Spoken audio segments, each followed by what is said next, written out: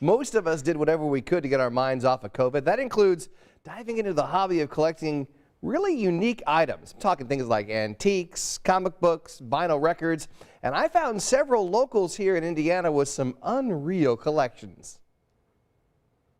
How many watches are on this table right now? Between 140, 145. How many Jeeps do you own? I have 606. How many pieces of Abe Lincoln collectibles do you own? I have no idea.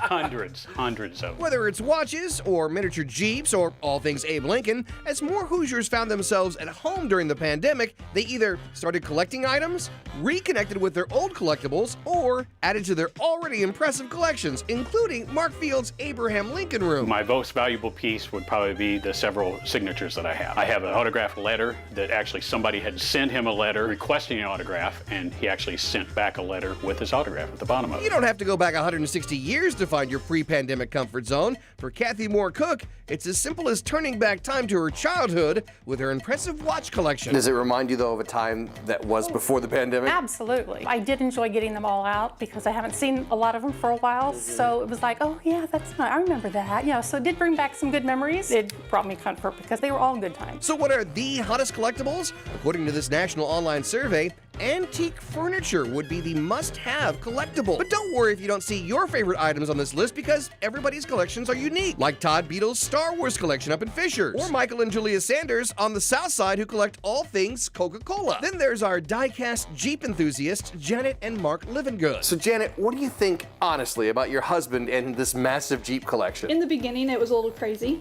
and I was like, no, they're just toys. Now, I enjoy die-cast as well, so I kind of enjoy the hunt with him as well. Psychiatrist Shirley Mueller recently told Smithsonian Magazine, during times like this pandemic, collecting provides solace and structure and ways that we can still be productive doing something we can enjoy. Yeah, I think that's a good way to put it. I can spend hours doing this. It's relaxing. It's kind of my zen time. Do you find comfort these days in your collection? Oh, I do. I come out here and I just kind of stand here and I pick a different case and just kind of look at it for a little while and just reminisce about where I found it. And if you know somebody who has a unique collection, they are easy to shop for. They know what they can get you for birthdays and holidays. Exactly. Buy me a watch you can't lose.